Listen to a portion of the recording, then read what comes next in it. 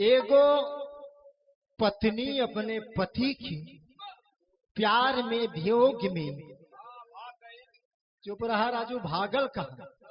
वियोग में जाय के जगावता यह जगावत यह कहता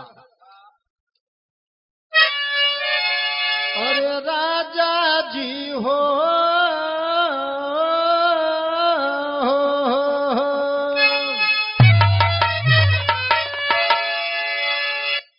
ए बाबू है नई पीढ़ी जवानी हो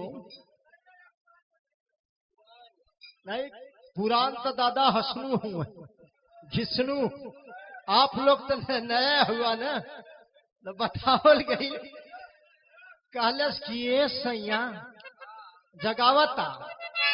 कि राजा जी हो हमार कह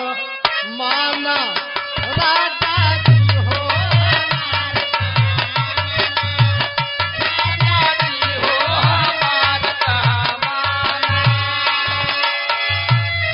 हमार कह माना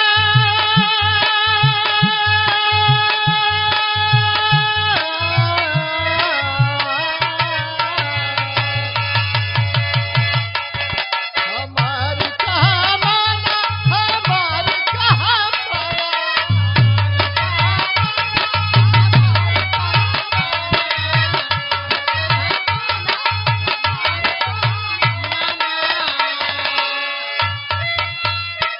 अरे राजा जी हो हमार कह माना राजा जी हो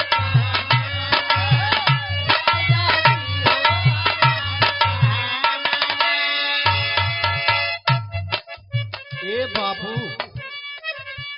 कोनो चीज जब आइटिंग पे नचबा मजहब पे नचबा तो बढ़िया लगी ई ना कि कोई चीज है तो उसे ढंग से अदाकारी करोगे तो अच्छा लगेगा बताओ गई अरे राजा जी हो हमार कह माना राजा जी हो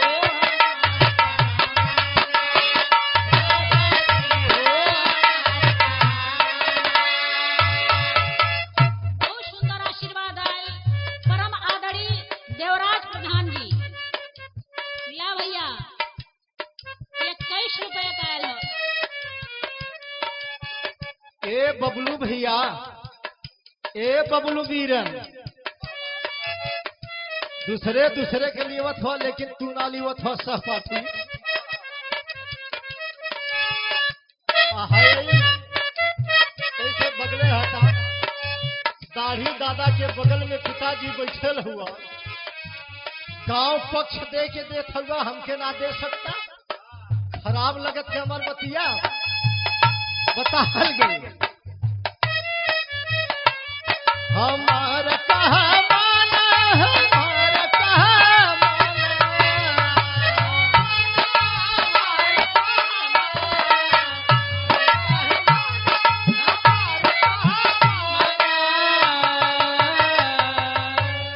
राजा जी हो हमार कह राजा जी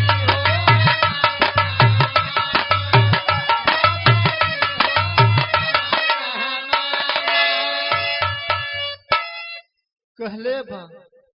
शून्य महल्ला में चदरन तले शून्य महल्ला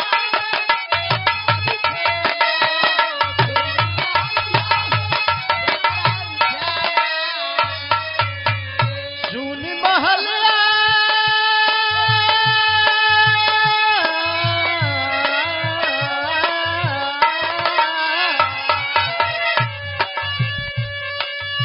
शून्य महल्ला में चदरा